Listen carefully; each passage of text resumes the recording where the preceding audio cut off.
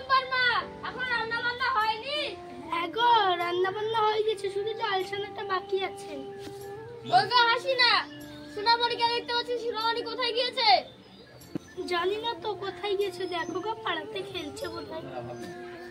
তাহলে তোরা বাড়ি যা, আমি আমার বাবা এসেছে দেখছি। মা, বাবা এখনো মাঠ থেকে আসেনি। কেন রে, তোরা তো তর সইছে না কেন? কেন তোমরা জানো না, আজ আমার রেজাল্ট বেরিয়েছে এবং আমি সেকেন্ড হয়েছি। কে সেকেন্ড হয়েছে রে মা? টুম্পা।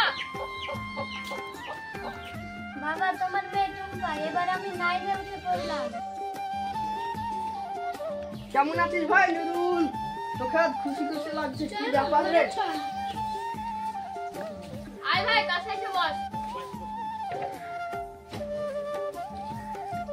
বিশেষ কিছু হয়েছে নাকি রে, আজ খুশি খুশি লাগছে? কি বলছিস রে ভাই? আমার মেয়ে টুম্পা সেকেন্ড হয়েছে, 9 এ উঠে পড়েছে। অসবাই কি মনে করে রে ভাই করিস? তোর কাছেই তো এলাম, তোর মেয়েটাকে আমার ছেলের প্রমাণ। কি বলিস রে ভাই? আর মেয়ে তখন বিয়ের বয়স হয়নি, সবাই মাত্র 9 এ উঠলো। আমার মেয়েকে আমি এখনো পড়াতে চাই। হ্যাঁ রে, তুই তো গরিব মানুষ, তোর মেয়েকে পড়াশোনা করিয়ে কি করবি? ও তো আর চাকরি করতে যাবে না। তাছাড়া তো জানিস আমার একটি মাত্র ছেলে, টাকা পয়সার কোনো অভাব নেই, বিয়েতে কিছু দিতে হচ্ছে না, যা খরচ খরচা আমি করব। তাহলে ভাই তুই ভাবনা চিন্তা কর, আমি তাহলে গেলু। ছেলে ভালো, টাকা পয়সা আছে, বিয়ে দিলে ভালোই হয়। ভাই করিম, শুন শুন শুন।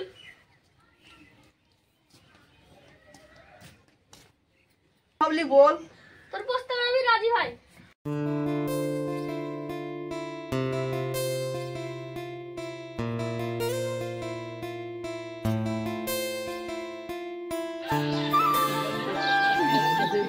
বিয়ে তো তাহলে সম্পূর্ণ হয়ে গেল, তাহলে তুমি আমার কাছ থেকে বিয়ে হয়ে গেলে।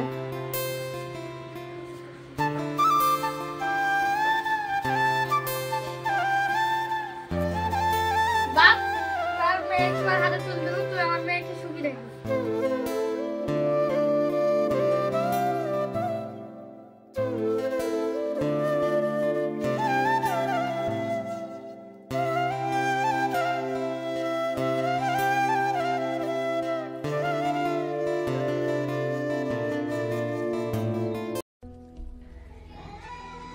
এখনো কাপড় কাচা হয়নি, বড় লোকের বিয়ে।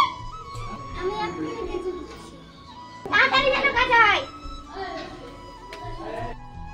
মা মা, তোমার বৌমা কোথায় গো? দেখ কা কলতানে কাপড় কাচছে। তো একটা কাজ ঠিক মন করতে পারে না, ও আমি রিস্ত্রি করতে দিয়ে জামাটা পুড়ে ফেলেছে।